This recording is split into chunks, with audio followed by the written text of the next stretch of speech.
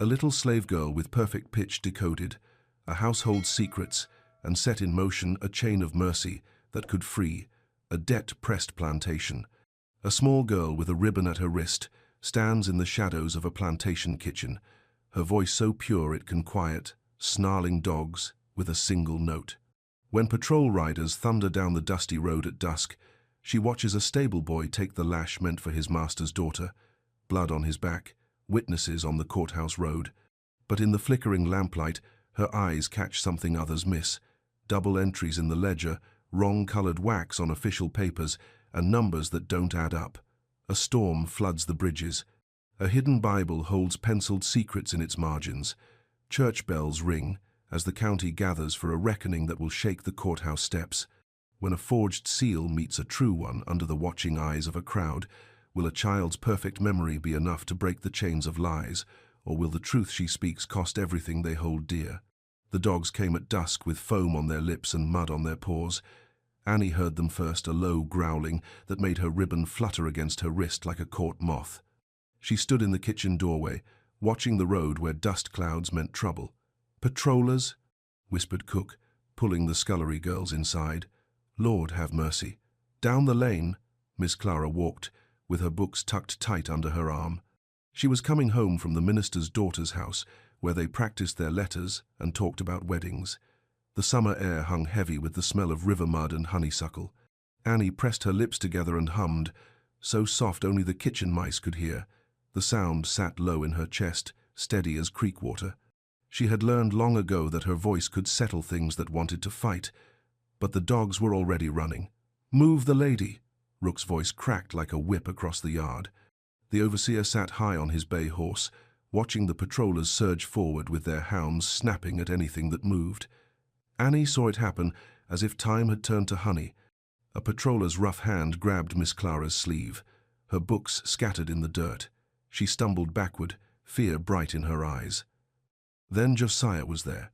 He stepped between Miss Clara and the grabbing hand like he was stepping into church. Quiet, sure. The lash meant for her caught him across the shoulders instead. Blood bloomed through his shirt, dark as blackberry juice. "Never love a slave," Mrs. Bell's voice cut through the evening air. She had appeared at the gate, her black dress rustling, her face white as flour paste. "Clara, get away from him." But Miss Clara didn't move. She knelt in the dirt beside Josiah, who had not let go of her books, even as the blood ran down his back. The patrollers shifted their boots, suddenly quiet. Neighbors peered over fences, their eyes wide. Annie stepped into the fading light and hummed one pure note that rose like smoke from a banked fire. The dogs' ears pricked forward, their growling stopped. For a breath, the whole world held still. "Get up," Mrs. Bell hissed at her daughter. "People are watching." Miss Clara stood slowly, her hands shaking. Josiah rose with her, still holding her books, still shielding her with his torn shoulder. He did not drop his eyes, he did not step aside. Thunder rolled beyond the river, like God clearing his throat. They limped toward the plantation gate as lanterns began to flicker in windows up and down the road. Annie followed behind, her ribbon catching the last light, her mind already turning over the wrongness she had felt all day. Something in the house accounts, something in the wax colors that didn't match. The kitchen smelled of ash bread and strong coffee when dawn crept through the shutters. Annie knelt by the hearth, stirring herbs in a pot of steaming water. Yarrow for pain, willow bark for fever. The steam rose between her fingers like prayers. Miss Clara sat at the oak table with a basin of warm water, cleaning Josiah's back with gentle hands. Her face was pale but set firm, like she had decided something in the night and would not be turned from it. "Hold still," she whispered. Josiah breathed carefully, his shoulders tight with hurt. Annie began to hum again, matching the rhythm of his heartbeat, slowing it down like she would calm a spooked horse. The melody was old as river stones, passed down from mouth to ear in the quarters. "Where did you learn that?" Miss Clara asked. "From my mother," Annie said, though her mother was long buried under the oak tree by the creek. "She said songs can hold things together when they want to fall apart." Mrs. Bell appeared in the doorway, her hair pinned severe, her mouth a thin line. "I've sent for the doctor." Annie's fingers never stopped stirring the herbs, but her eyes caught something wrong near the flour bin. a scrap of green wax on a folded account slip. Green wax, when the courthouse clerk always used blue. She had watched Clerk Avery seal papers plenty of times when Mrs. Bell sent her to town. His ribbon was blue as a summer sky, and his wax matched. "Ma'am," Annie said quietly, "there's paper trouble." "Mrs." Bell turned sharp eyes on her. "What do you mean?" "Wrong color wax, wrong ribbon." Annie pointed to the scrap with one careful finger. "That's not courthouse work." The doctor's boots crossed the yard like drum beats on wet earth. Rain began to patter on the kitchen shingles, soft as cat paws. Mrs. Bell's face went thoughtful, worry lines deepening around her eyes. Dr. Hartwell smelled of tobacco and carbolic acid.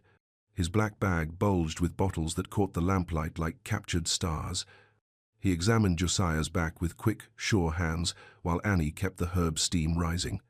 "Tinctura opii," he muttered, reaching for a brown bottle. Annie repeated the Latin perfectly, her voice clear as a church bell. The doctor stopped, surprised. "Where did you hear that?" "From your bottle," Annie said. "I read the labels when you come." The doctor's eyebrows climbed toward his hat. "You read Latin?" "I read everything." Annie's humming never wavered, holding Josiah's breathing steady like hands holding reins.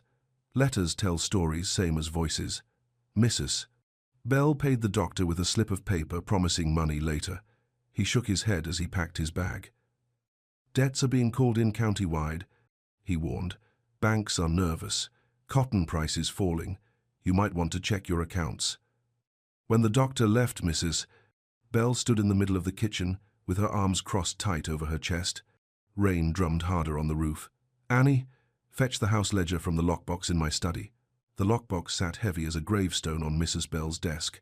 Annie lifted the ledger with both hands, feeling the weight of all the words written inside.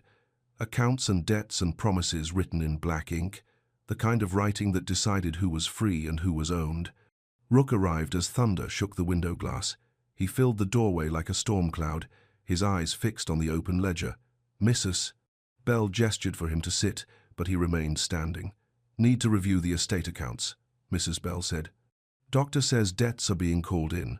Rook's smile was thin as blade edge. "No need to trouble yourself, ma'am. Everything's in order." But Annie was already reading. Her eyes moved line by line, catching every number, every date, every careful mark of the pen.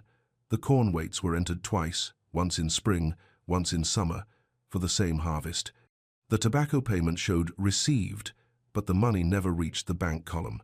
And there, pressed into the margin of a paid receipt, was green wax with a green ribbon. "Not blue." "Mrs. Bell," Annie said softly. "Clerk Avery uses blue ribbon, always blue, same color as his coat buttons." Rook slammed the ledger shut. "Child's mistaken.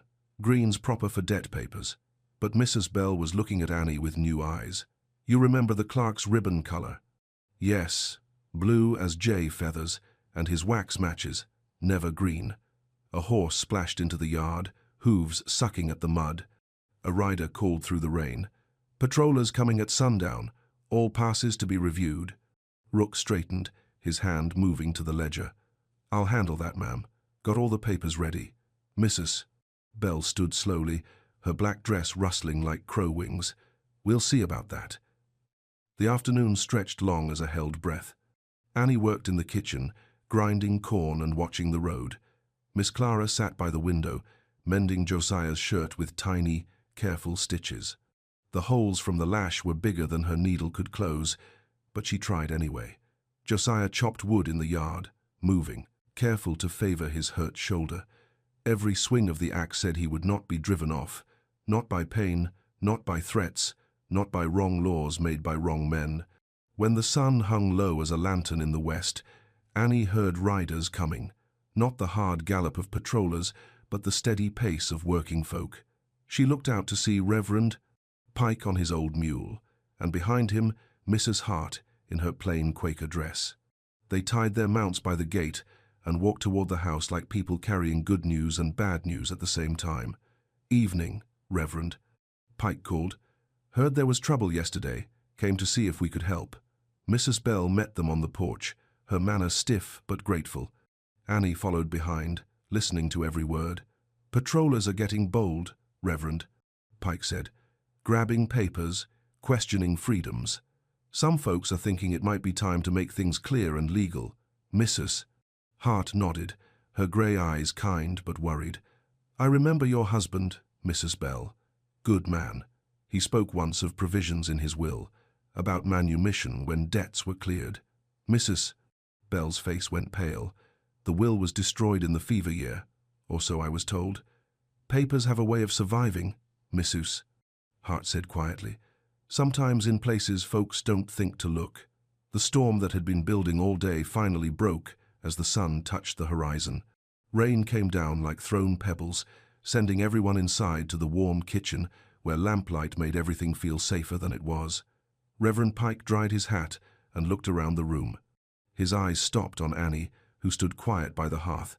You're the one with the gift, he said. It wasn't a question. Annie nodded. I remember things, songs, words, numbers. And you think something's wrong with the accounts? Yes, sir. Double marks and wrong colors, like someone writing two stories in the same book. Mrs. Hart reached into her bag and pulled out a bundle wrapped in oilcloth. These might help. Found them in my late husband's papers. Your master gave them to him for safekeeping years ago. She unwrapped a small Bible, its leather cover worn soft as cloth. The pages were thin as butterfly wings, and the margins held faint marks in pencil, Latin words and numbers, written in a hand Annie recognized from the plantation records. He was careful, Mrs. Hart said. Your master. New men might challenge his wishes after he was gone.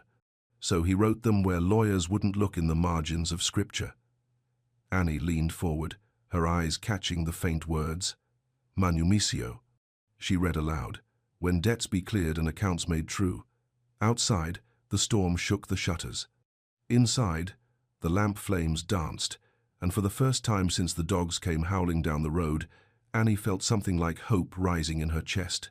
The storm raged through the night, turning roads to rivers and rivers to torrents. By morning, word came that the ferry was running, but the bridges were out. Anyone wanting to cross would have to go by the old route, the one that followed the creek bends and lantern posts. Annie stood at the kitchen window, watching water pour from the eaves. She hummed softly, an old song her grandmother had taught her. As she sang, pictures formed in her mind: a covered bridge, a mill wheel, a porch with a red door. That's the crossing song, Reverend, Pike said from behind her. Haven't heard that in years. Annie turned. Crossing song. Your people have been singing directions for longer than anyone remembers. Songs that tell you which way to go when the roads are watched. He studied her face. You know the way to the Hartwell place? I know the song that goes there, Annie said. Follow the creek until you hear the bell. Turn where the white stone points to heaven. Count 3 lanterns and knock soft. Mrs. Hart smiled. That's right. That's exactly right. By mid-morning, they had a plan. Mrs. Bell would take Clara and Josiah to the Hartwell place, following Annie's song map. There they could study the Bible margins in safety, while the storm kept the patrollers off the roads. Annie would stay behind to watch for trouble and tend the house. I don't like leaving you, Miss Clara said. Got to, Annie replied. Someone needs to mind things here. Besides, I'm too small to matter to patrol dogs. That was a lie, but a useful one. Annie had other work to do. They left at noon when the rain slacked to a drizzle. Annie stood on the porch and watched them disappear down the lane. Mrs. Bell straight as a fence post, Miss Clara clinging to Josiah's good arm, Reverend Pike leading on his steady mule. When they were gone, Annie went inside and opened the ledger again. She had not told them everything she saw in those columns of numbers. The double-entered debts were only part of the story. There was another pattern hidden in the dates and amounts payments that never arrived, receipts that didn't match, money disappearing like water through a sieve. Rook had been skimming, not just a little, enough to break the estate and sell off everything he couldn't steal. Annie traced the numbers with her finger, adding and subtracting in her head. If she was right, and she knew she was, the plantation had been debt-free for 2 seasons, maybe longer. The money Rook claimed they owed had already been paid. She closed the ledger and walked to the window. Across the yard, she could see Rook's cabin with smoke rising from its chimney. He was inside, probably writing more false papers, planning the next theft. Annie began to hum, so low it was almost breathing. This time, the song she chose was not for calming or crossing or remembering the way. This time, she sang the hunting song, the one that called the dogs home when they had found what they were looking for. The Hartwell place sat back from the road like a house, trying not to be noticed. No big columns or wide verandas, just clean lines and honest timber, with a red door that meant welcome to those who knew the signs. Mrs. Hart led them to a room lined with books from floor to ceiling. A fire crackled in the grate, and tea steamed in china cups thin as eggshells. After the storm and the rough road, it felt like stepping into a peaceful dream. "Now then, Mrs. Hart said, settling the Bible on the table. "Let's see what your husband really wrote." Mrs. Bell leaned forward, her face tight with hope and worry. Miss Clara sat close to Josiah, their hands almost touching on the table edge. The lamplight made the Bible's pages glow like captured starlight. The margins were full of faint marks, Latin words, numbers, little drawings that looked like legal symbols. Missus Hart pointed to a passage near the end of Matthew. "Here," she said. "See this?" The pencil marks were so light they seemed like shadows. "Manumissio omnibus, servis quando debita soluta, sunt et veritas revelata." Below that, in English, "Freedom for all slaves when debts are paid and truth revealed." Mrs. Bell's breath caught. "John wrote that. I recognize his hand." "There's more," Mrs. Hart said, turning pages carefully. "Names, descriptions, a whole manumission clause hidden in Scripture." Miss Clara leaned closer.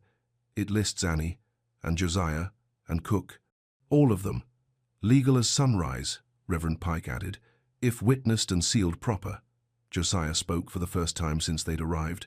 "Why hide it in a Bible?" "Because men who steal won't look for treasure in Scripture," Mrs. Hart said, "and because your master knew someone might try to destroy his will after he died." Mrs. Bell pressed her hands to her face. "Rook swore the debts weren't cleared, said we owed another year's harvest at least." "Rook's been lying, Reverend," Pike said quietly. "Question is, can we prove it?" The answer came sooner than expected. Through the afternoon, they worked by lamplight, copying the Bible margins and adding up the true accounts. The numbers told a clear story. The plantation had been profitable, the debts paid, the books balanced. Everything Rook had claimed was smoke and mirrors. As evening shadows gathered, they prepared to return. The storm had passed, leaving the air clean and cool. Stars pricked through the clearing clouds like needle holes in dark cloth. "Wait," Mrs. Hart said as they prepared to leave. She disappeared into another room and returned with a small wooden box. Inside, wrapped in blue silk, lay a signet ring with the Bell family crest. "Your husband left this with us too," she said to Mrs. Bell, "for safekeeping. Said it might be needed someday to prove what was real and what was false." Mrs. Bell took the ring with trembling fingers. "I thought this was lost in the fever. He was a careful man. Knew trouble might come after he was gone." Mrs. Hart closed the box gently. "Keep it safe. When the time comes to make things official, this ring will seal the truth." They rode home through moonlight that turned the wet road silver. Annie's crossing song had brought them safe to the Hartwell porch and would guide them home again. But as they neared the plantation gate, Mrs. Bell pulled up short. Too many lanterns burned in the windows. Too many horses stood tied in the yard. "Patrollers," Josiah said quietly. Through the kitchen window, they could see Rook at the table with two men in dusty coats. Papers spread between them, money changing hands. "They're selling," Miss Clara whispered. "They're selling people." Mrs. Bell's face went hard as winter ground. "Not if I can help it." They tied their horses in the woods and crept closer. Through the glass, they could hear Rook's voice. "Boys strong. Good for field work or mill labor. Girls handy in the kitchen. Knows her letters. Take them both tonight and you'll have them downriver before anyone asks questions." The patrollers nodded, counting bills. One of them pulled out a sheet of paper already prepared. "Need the owner's mark on this bill of sale." "Got it right here," Rook said, reaching for a seal in his vest pocket. Mrs. Bell stepped onto the porch. "I don't think so." The kitchen went quiet as a held breath. Rook's hand froze over the seal. The patrollers looked up, their eyes calculating how much trouble they were in. "Mrs. Bell," Rook said smoothly, "thought you were visiting in town." "Clearly. She walked into the kitchen like she owned it, which she did. "Gentlemen, you'll need to leave. There's been a mistake." "No mistake, ma'am," the larger patroller said. "Got proper papers right here. Sale's been arranged legal and binding. Let me see those papers." Rook tried to object, but Mrs. Bell's look could have frozen July. She took the documents and studied them by lamplight. Miss Clara and Josiah waited in the doorway, ready to run or fight as needed. "This seal," Mrs. Bell said slowly. "It's not mine." "Course it is," Rook said. "Used your husband's old ring, just like always." "My husband's ring was buried with him." Mrs. Bell's voice could have cut glass. "What you used was a forgery." The patrollers shifted uncomfortably. "Look, ma'am, we don't want trouble. Then you won't get any, as long as you leave my property." Now hold on," the larger man said, standing. "We got a contract here. Money's changed hands." "Money can change hands again," Mrs. Bell said. The other direction. For a moment, violence hung in the air like smoke from a badly tended fire. Then Reverend Pike stepped into the light, his presence calm but unmistakable. "Evening, boys," he said to the patrollers. "Fine night for traveling. Roads are clearing up nice." The patrollers looked at each other. Two of them against a preacher, a woman, and a stable hand didn't seem like good odds, especially with the law unclear and witnesses gathering. "This ain't over," the larger man said, but he was already reaching for his hat. "Yes, it is," Mrs. Bell replied. They left like dogs slinking away from a strong fence. Rook tried to follow, but Mrs. Bell's voice stopped him at the door. "We need to talk." The kitchen felt bigger once the patrollers were gone. "Mrs." Bell poured coffee for everyone and settled at the table like a judge taking the bench. Rook sat across from her, his confidence cracking like ice in spring. "The books don't balance, Mrs." Bell said quietly. "Haven't for months, maybe longer. Times are hard," Rook began. "Times are hard because you've been stealing." She opened the ledger and pointed to the double entries, the false receipts, the payments that went nowhere.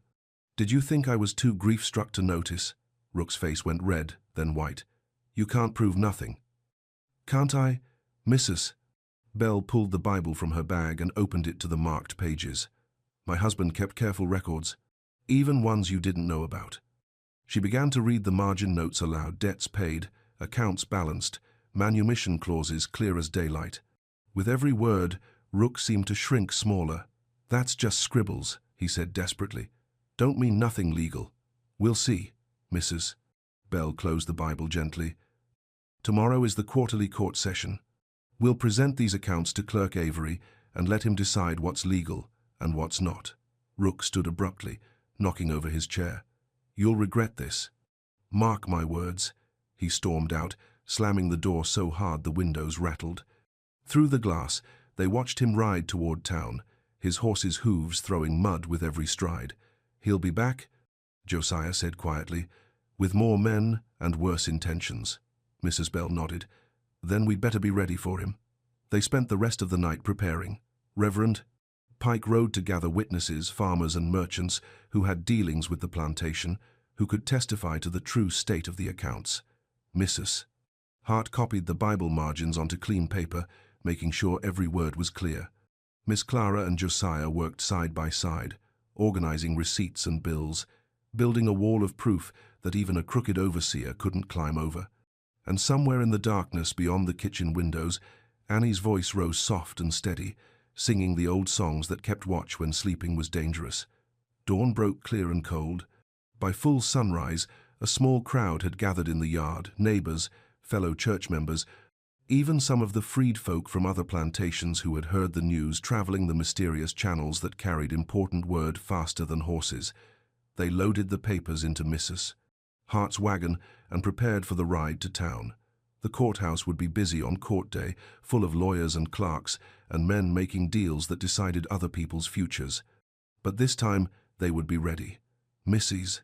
Bell climbed onto the wagon seat, the Bible tucked safely in her bag, the signet ring heavy in her pocket.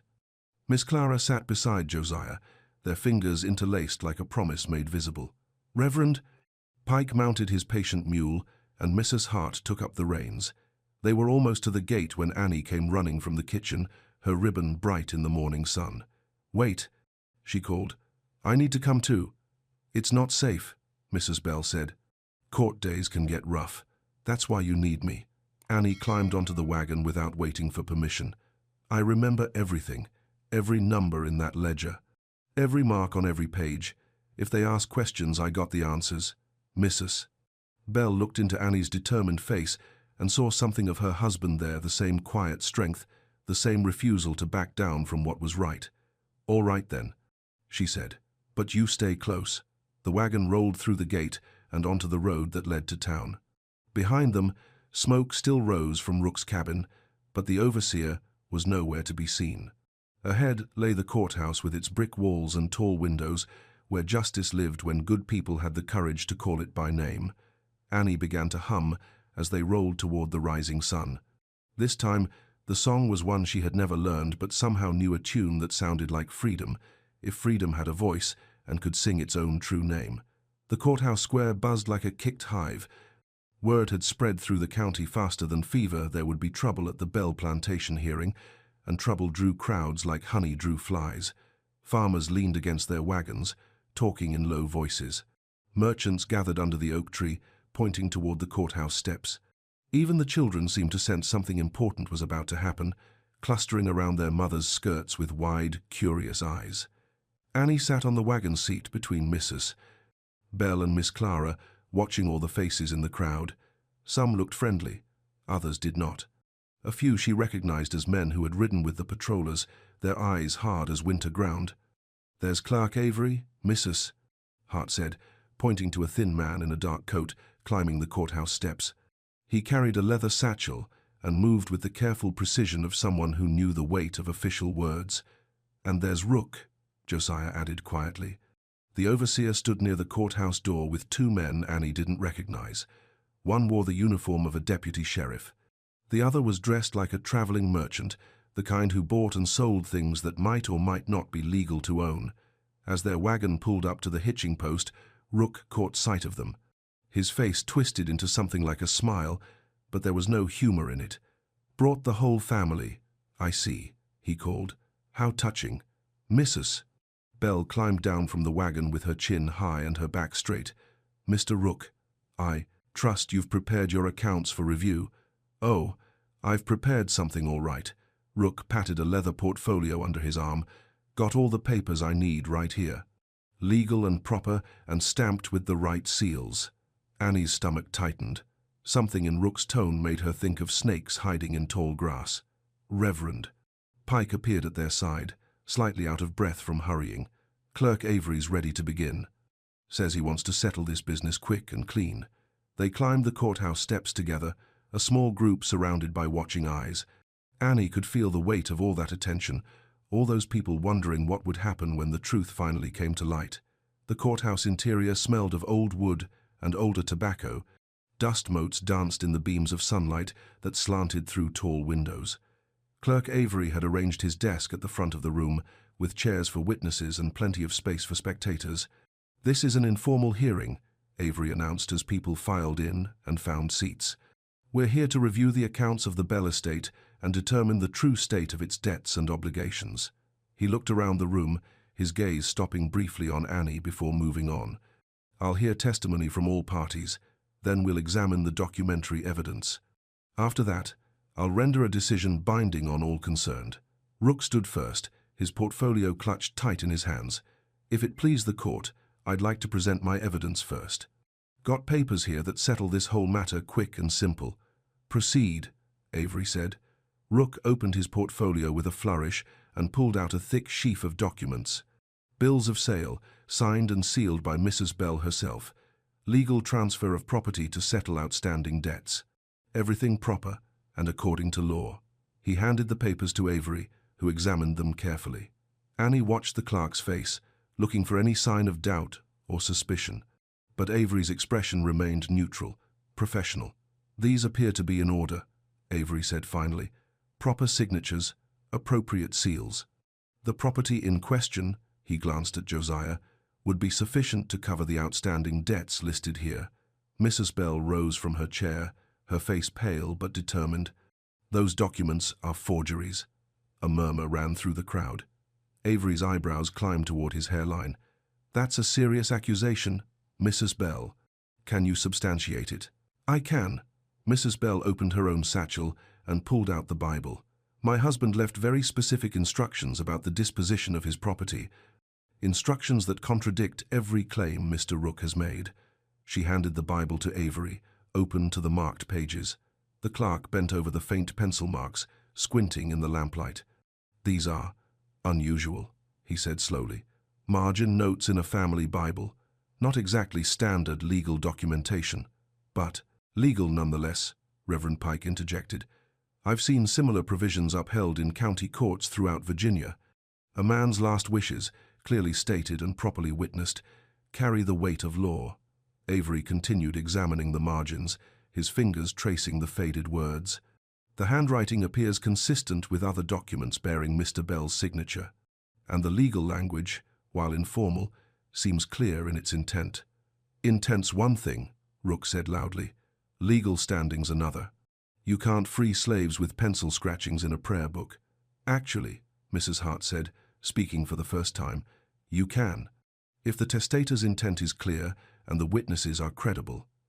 She stood and walked to the front of the room, her plain Quaker dress making her seem somehow more authoritative than the lawyers in their fancy coats. I was present when John Bell wrote those margin notes, she continued. My husband witnessed his signature. We both understood them to constitute a valid manumission clause to take effect when the estate's debts were satisfied. Debts that weren't satisfied, Rook protested. Still owe 2 years' harvest, minimum. Got the accounts right here to prove it. Let me see those accounts, Annie said. Every head in the room turned toward her. Clerk Avery blinked in surprise. I beg your pardon? The accounts? Annie repeated, standing up from her chair. I'd like to see the ledger, mister. Rook's been keeping. Child has no standing in this matter, Rook said quickly. No right to examine official documents. She has every right, Mrs. Bell said firmly. Annie is the one who first discovered the discrepancies in your bookkeeping. If anyone can spot a forgery, it's her. Avery looked uncertain. This is highly irregular. So is using forged documents to steal people, Reverend Pike said mildly. I'd say irregular circumstances call for irregular procedures. After a moment's hesitation, Avery gestured toward the witness chair. Very well. The witness will examine the accounts in question. Annie walked to the front of the room, her ribbon fluttering with each step. The crowd had gone completely silent, watching this small girl in a faded dress approach the official desk like she belonged there. Rook handed over his ledger with obvious reluctance. Annie opened it carefully, her eyes moving systematically across each page. She didn't hurry, she didn't speak. She just read, remembering everything she saw. This entry here, she said finally, pointing to a line near the bottom of a page. Corn payment, marked received September 15th. But there's another entry for the same payment, same date, different page, same money counted twice. She flipped to another section. Tobacco harvest. Says here we sold 40 barrels. But I remember the buyers only took 30. Extra 10 barrels listed here never existed. Her finger moved to the debt column. And these, interest payments. Says they're owed to Meridian Bank. But Meridian Bank closed last spring. I remember when the sheriff came to lock the doors. With each revelation, Rook's face grew redder. The crowd began to murmur, a low sound like distant thunder. Child's making things up, Rook said desperately. Can't trust the word of someone who reads every document that passes through the Bell household, Mrs. Bell interrupted. Who remembers every transaction, every payment, every debt. Annie sees things you thought no one would notice. Annie continued her examination, pointing out inconsistencies, impossible dates, payments to companies that didn't exist. The pattern became clearer with each discovery, a systematic theft carried out over months, hidden in false entries and forged receipts. And this seal, Annie said, holding up a supposedly official document. Wrong color wax, wrong ribbon. Clerk Avery always uses blue. This is green. She looked directly at Avery. I remember your coat buttons, sir. Same blue as your ribbons, same blue as your official wax. This paper wasn't sealed by you. Avery examined the document more closely, his face growing stern. She's right. This seal is a forgery. A rather crude one, I'm afraid. "Now hold on," Rook began. "No, you hold on," Avery said sharply. "This is my office you're attempting to deceive. My authority you're trying to counterfeit." He stood up, his official demeanor crackling with anger. "Deputy Morrison, I think we need to have a serious conversation with Mr. Rook about the penalties for fraud."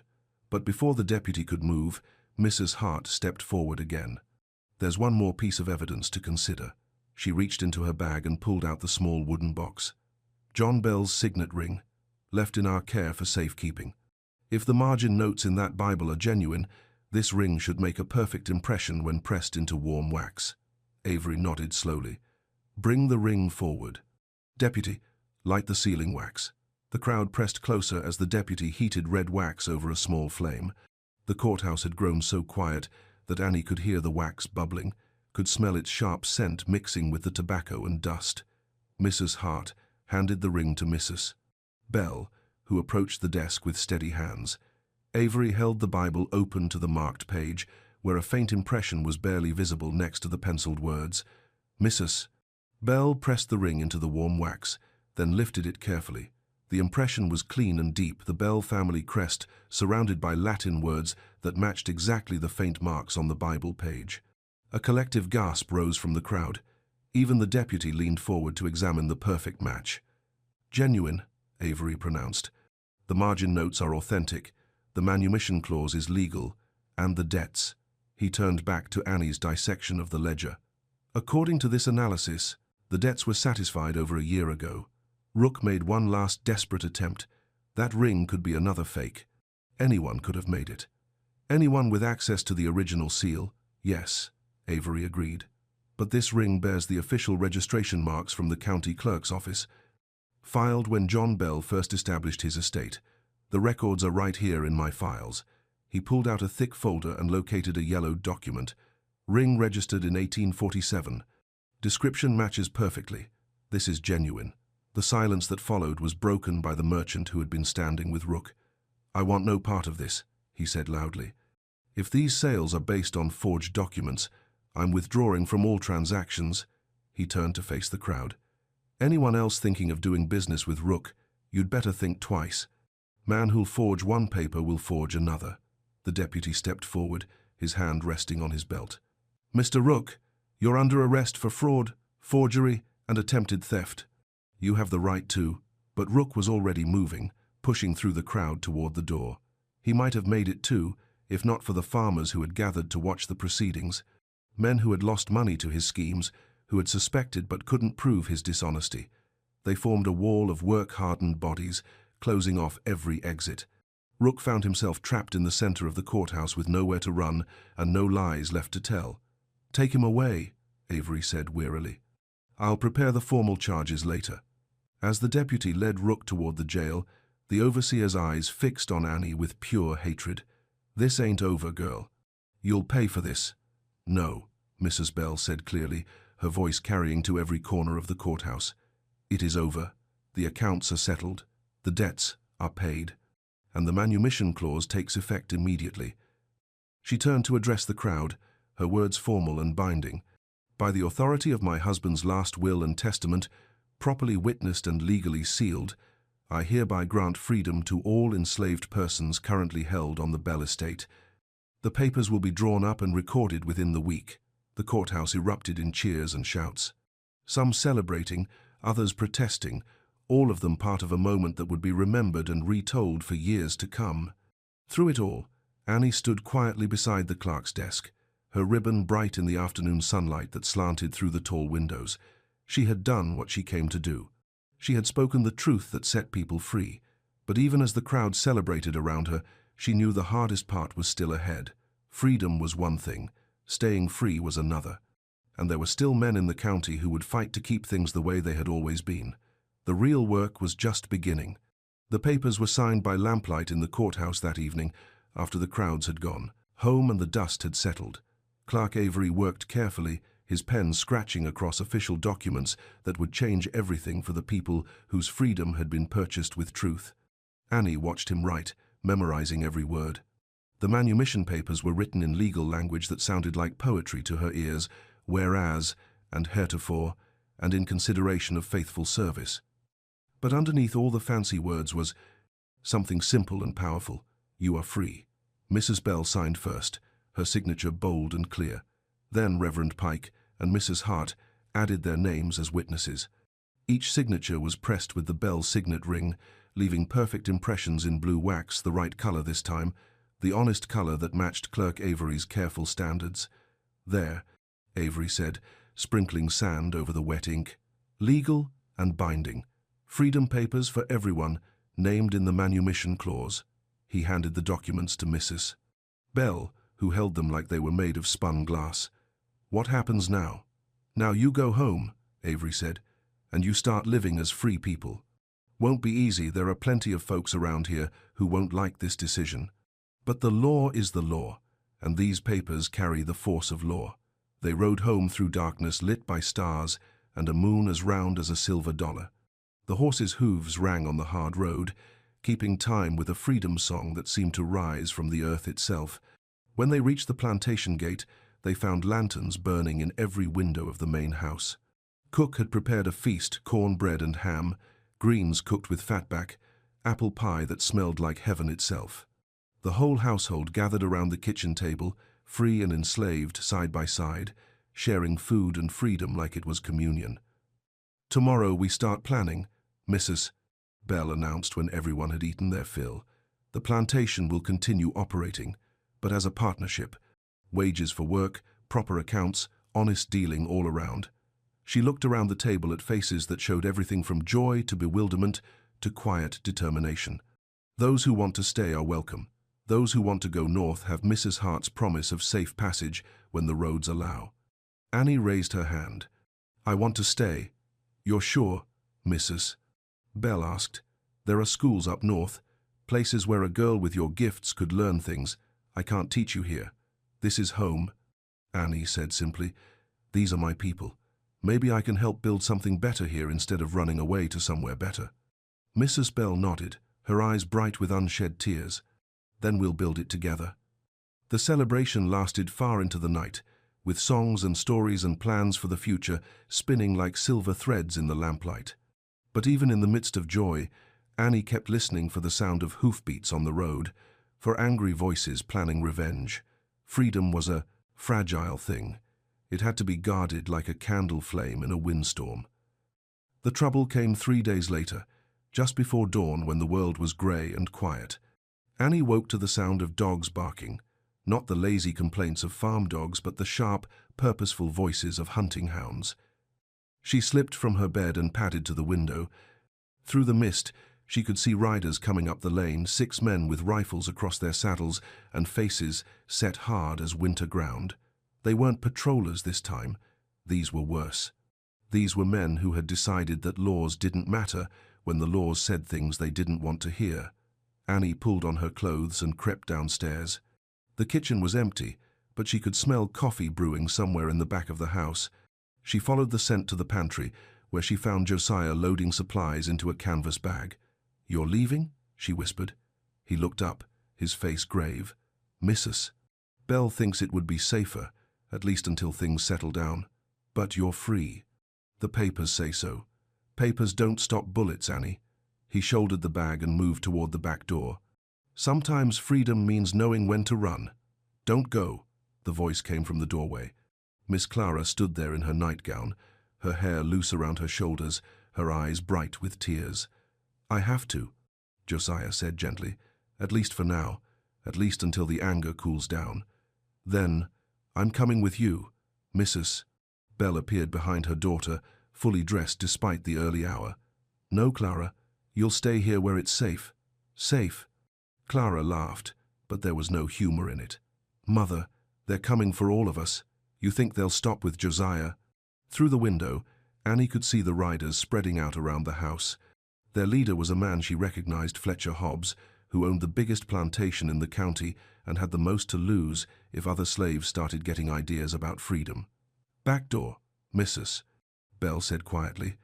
Through the garden to the creek. Follow the water until you reach the Hartwell place. But even as they prepared to run, Annie could see it was too late. The riders had surrounded the house completely. There was nowhere to go except up. "Attic," she said. "Hide in the attic. I'll deal with this." "You're just a child, Mrs. Bell protested. "I'm a child who remembers everything," Annie replied, "including the law that says they can't do this." She walked to the front door and opened it wide, stepping onto the porch like she was greeting Sunday visitors. The riders pulled up their horses, surprised by her boldness. "Morning, gentlemen," she said politely. "Can I help you?" Fletcher Hobbs dismounted and walked toward the porch. He was a tall man with silver hair and eyes like chips of flint. "Where's the boy?" "Which boy?" Annie asked innocently. "Don't play games with me, girl. Where's the slave? Who's been spreading ideas about freedom?" "No slaves here," Annie said. "Just free people, living on free land." Hobbs' face darkened. "Those papers won't stand up. No court in Virginia will uphold the freeing of valuable property based on scribbles in a Bible." Clerk Avery seemed to think they would. Annie's voice remained perfectly calm.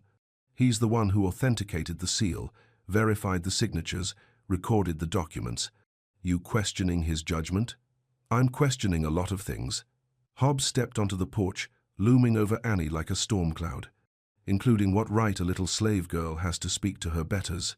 "Well, I'm not a slave anymore," Annie said. "Papers were signed 3 days ago. Properly witnessed, legally sealed, officially recorded. You can check with the courthouse if you don't believe me. Papers can be changed. Seals can be broken.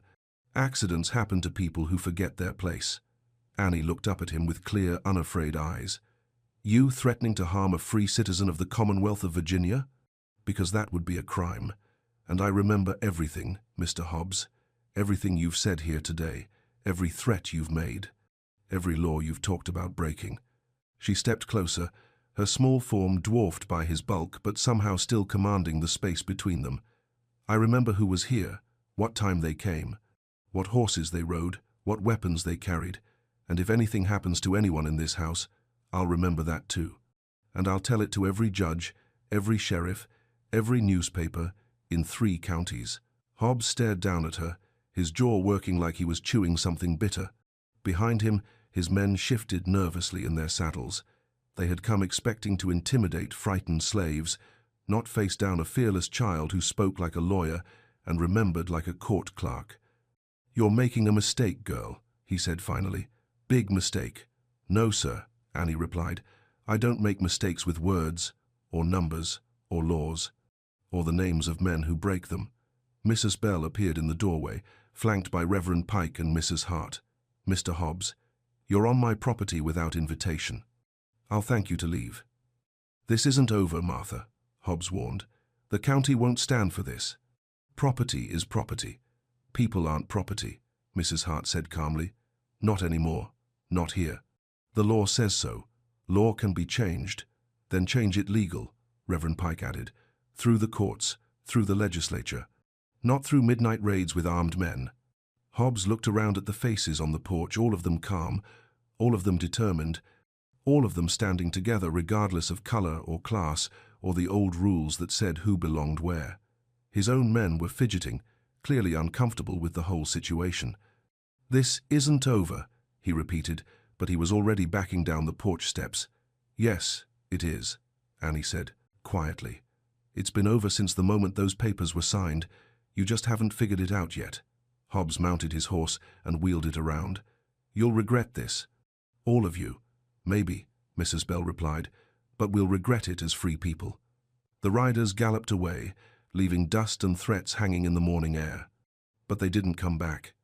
Word of Annie's confrontation spread through the county faster than fever, growing in the telling until she became something between a legend and a warning, a child who remembered everything and feared nothing, who could face down armed men with nothing but truth and courage. Other plantation owners found themselves asking uncomfortable questions. If a little girl could stand up to Fletcher Hobbs, what might their own people do if given the chance? If the Bell manumission could stand up in court, how many other hidden wills might surface? How many other claims to freedom were waiting to be discovered in margins and memories? The questions grew louder as summer turned to autumn. Other slaves began asking about their master's papers, about debts and accounts, and whether the promises made to them in secret might be binding in law. Some found their own hidden manumissions.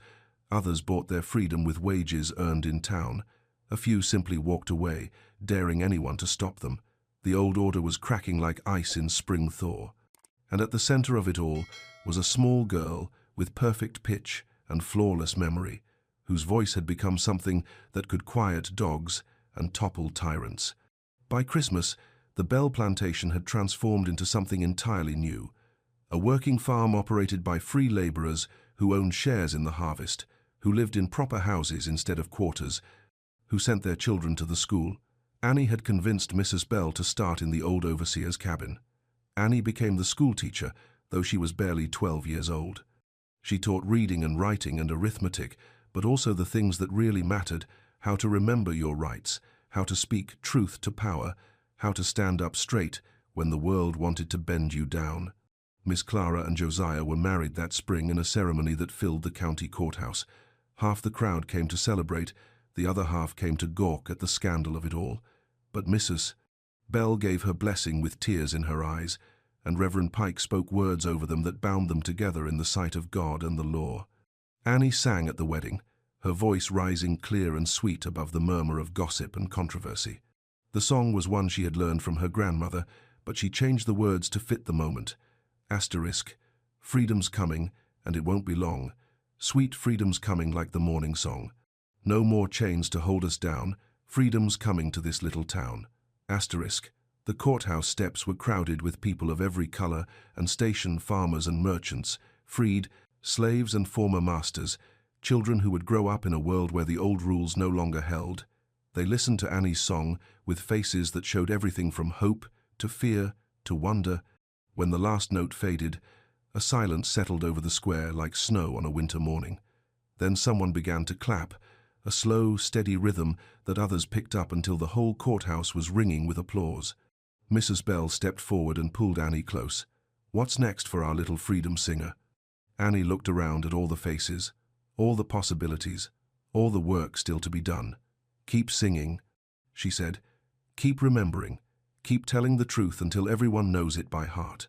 That evening, after the wedding guests had gone home and the dishes were washed and put away, Annie sat on the front porch of what had once been the master's house and was now just home.